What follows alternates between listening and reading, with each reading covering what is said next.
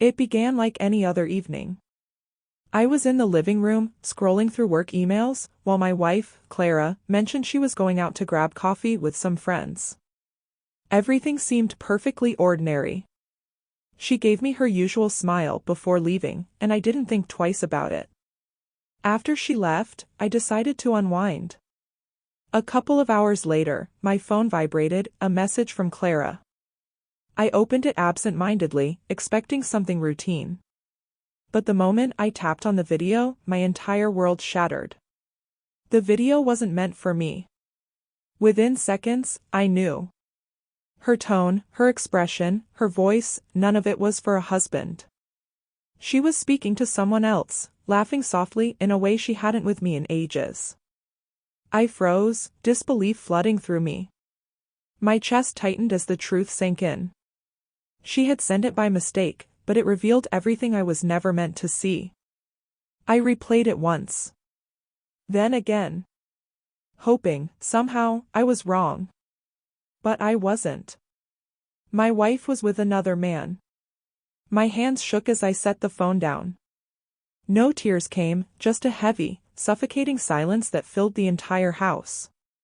My thoughts blurred, then spun with every memory we'd built together, our wedding, our vows, the quiet mornings side by side. Suddenly, all of it felt false. After what felt like hours, I found the strength to call her. She didn't answer. So I sent a message, just 2 words, "Nice video." She called back almost immediately, her voice trembling. "James, please, it's not what you think," she said. "Then tell me," I replied, my voice cold. She hesitated, then hung up. That silence told me everything. When she came home later, her face was pale, her eyes red and swollen from crying. She dropped her bag and stood there. For a long time, neither of us spoke. Then she tried to explain, something about confusion, a mistake, how she hadn't meant for things to go that far. But her words rang hollow. The damage was done. Once trust is broken, it never comes back whole. I told her to sit. I didn't yell. I didn't accuse. I only asked, "How long?" After a long pause, she whispered, "A few months." Just like that, a few months of betrayal, hidden behind fake smiles and late-night texts. I felt something collapse inside me. She cried, begged for forgiveness, promised she'd end it. But forgiveness doesn't erase betrayal. It only hides the wound. That night, I didn't sleep. I wandered through the house we'd built together, and everything felt foreign, like I didn't belong there anymore. Every picture looked like a lie. Every memory tasted of deceit. By morning, I knew what I had to do. I packed a bag and left. For days, I stayed at a friend's place. Clara kept calling, sending long messages full of apologies and promises.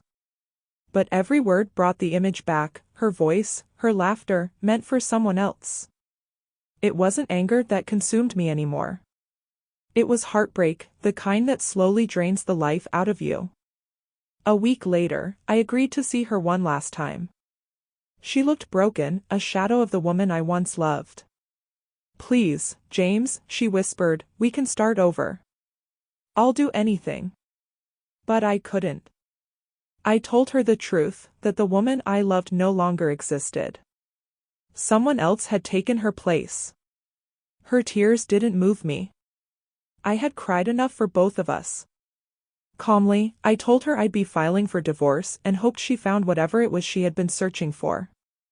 She nodded, silent, knowing there was nothing left to save. Months passed.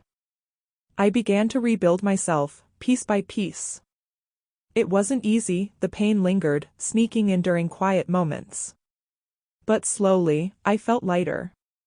The betrayal had broken me, yes, but it had also taught me something important: never ignore the quiet shifts in someone's heart.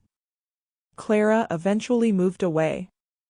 Through mutual friends, I heard she regretted everything. Maybe she did. But regret doesn't rewrite the past. It doesn't restore what's lost. I've learned to live with that truth. When I look back now, there's no anger, only a deep sadness for what we could have been, if honesty had mattered to her the way love did to me. One mistake. One misplaced message. That's all it took to expose the truth that destroyed everything.